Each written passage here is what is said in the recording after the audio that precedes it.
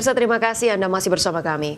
Mantan Mendikbudristek Nadiem Makarim tiba di Kejaksaan Agung untuk memenuhi panggilan sebagai saksi dalam kasus dugaan korupsi pengadaan laptop berbasis Chromebook. Ya, Nadiem Makarim tiba di gedung Jampitsus Kejagung pada pukul 9 pagi. Nadiem tiba ditemani kuasa hukumnya Hotman Paris Hutapea. Nadiem juga membawa sejumlah berkas dalam pemeriksaan. Hari ini merupakan kali kedua Nadiem diperiksa penyidik dalam kasus dugaan korupsi pengadaan laptop senilai 9,9 triliun rupiah. Pada pemeriksaan sebelumnya, 23 Juni lalu, Nadiem diperiksa selama 12 jam. Barangkali itu juga bagian dari materi yang akan dilakukan konfirmasi dan pemeriksaan. Ya. Karena kan kita tahu beberapa waktu yang lalu penyidik juga sudah melakukan penggeledahan ya, dan penyitaan di tempat itu dan berbagai barang bukti baik berupa dokumen maupun barang bukti elektronik sudah disita dan barangkali amat sangat wajar jika penyidik melakukan beberapa konfirmasi. Ya. Secara pasti kita belum terinformasi, tetapi dari sisi waktu pemeriksaan yang cukup lama, ya tentu itu yang kami sampaikan bahwa sebelumnya penyidik sudah melakukan penggeledahan dan penyitaan. Nah, tentu penyidik melihat ada urgensi ya keterkaitan yang bersangkutan, maka penyidik memandang perlu untuk melakukan penggalian lebih dalam lagi terkait dengan informasi. Ya, sebelumnya Kejaksaan Agung menggeledah kantor Goto. Penggeledahan terkait kasus dugaan korupsi pengadaan laptop yang menjerat mantan Mendikbudristek Nadiem Makarim.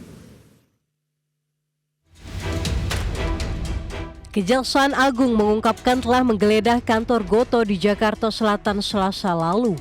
Goto adalah perusahaan ekosistem digital berbasis teknologi gabungan antara Gojek milik Nadiem Makarim dan Tokopedia. Penggeledahan terkait kasus dugaan korupsi pengadaan laptop berbasis Chromebook yang menyeret pendiri Gojek sekaligus mantan Mendikbudristek Nadiem Makarim. Ya, membenarkan bahwa beberapa waktu yang lalu, kalau tidak salah di tanggal 8 ya, penyidik benar telah melakukan serangkaian upaya penggeledahan di salah satu tempat dan dari sana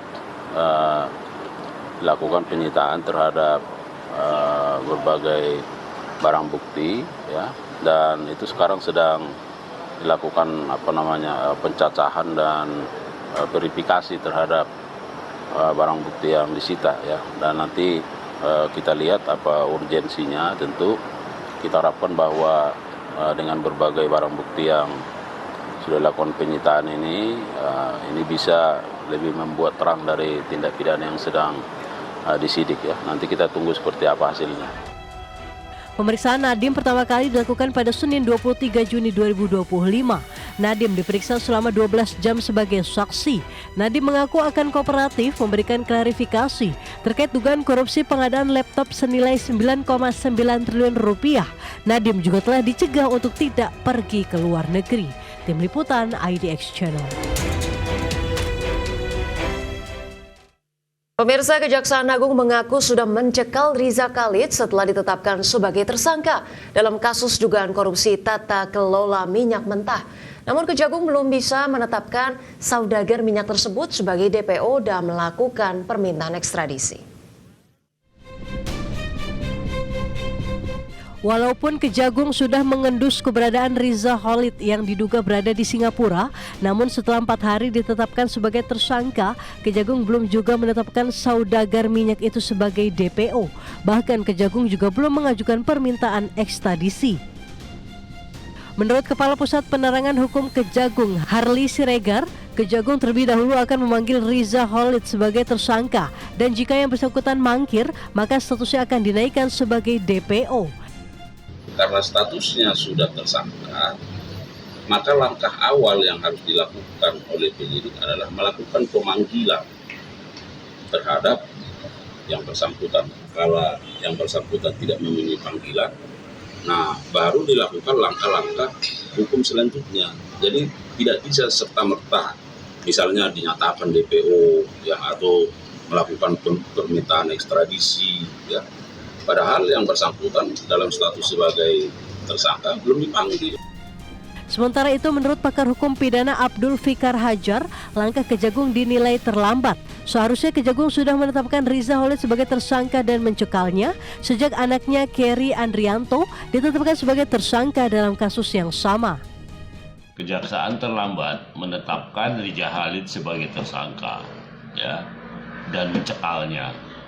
Terutama ketika kejaksaan menangani perkara yang dilakukan oleh anaknya. Seharusnya kejaksaan punya insting yang kuat gitu, karena perusahaan yang digunakan oleh anaknya Riza Khalid itu juga perusahaannya Riza Khalid. Pada Kamis lalu bersama 17 tersangka lainnya, Riza Khalid ditetapkan sebagai tersangka dalam kasus dugaan tindak pidana korupsi dalam tata kelola minyak mentah. Namun hingga kini, Kejagung belum bisa menangkap Riza karena diduga sudah tidak berada di Indonesia. Tim Liputan IDX Channel.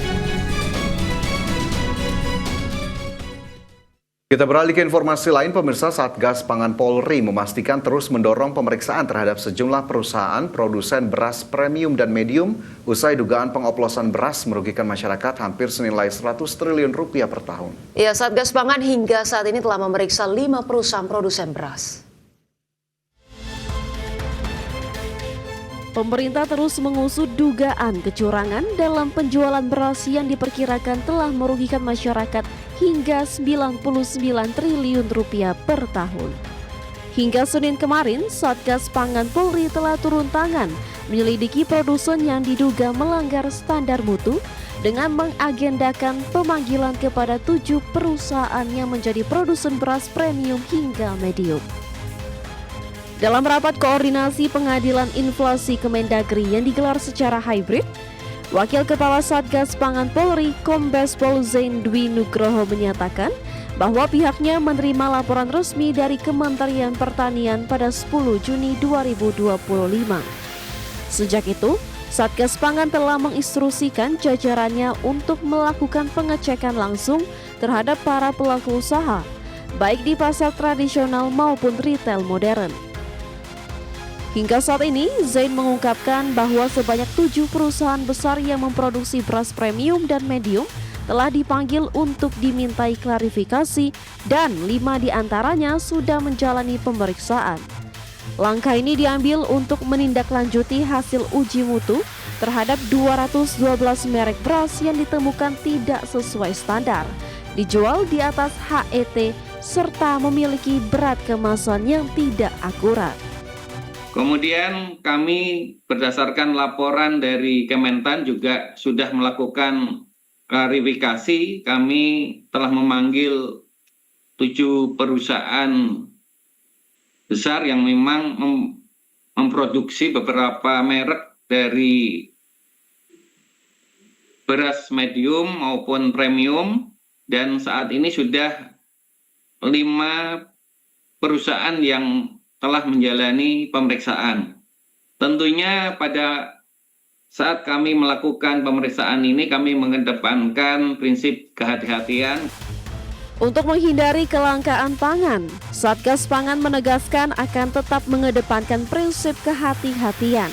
Sebab Satgas tak ingin proses hukum ini menyebabkan gangguan distribusi yang dapat memicu kelangkaan beras di masyarakat.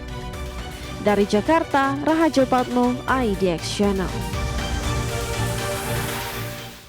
Ya, itu dia 5 perusahaan yang tengah diselidiki atau diperiksa sebelumnya sendiri. Ini emang diumumkan begitu, ada 212 perusahaan, bahkan banyak diantaranya ini bukan pengacar kecil, tapi perusahaan-perusahaan ternama, perusahaan-perusahaan besar, baru ketahuan bertahun-tahun kemudian gitu. Ini buat kita bertanya-tanya juga peran-peran dari Bappenas, kemudian BPOM, ini seperti apa? Apakah mungkin tidak terintegrasi sehingga bisa celahnya sebanyak itu begitu ya? Ya, ratusan merek beras yang memang familiar di tengah masyarakat, ini tentunya juga sudah banyak dikonsumsi, tapi sayang sekali jika memang ditemukan, tidak hanya diduga begitu ya, terjadi oplosan dari sisi beras premium dan juga medium, ini tentunya merugikan masyarakat, dan tadi nilai kerugiannya bahkan hampir 100 triliun rupiah per tahun. Kita harapkan ada perbaikan di sini bagi perusahaan-perusahaan ataupun oknum-oknum nakal bisa ditindak agar kemudian tidak kembali terjadi di kemudian hari.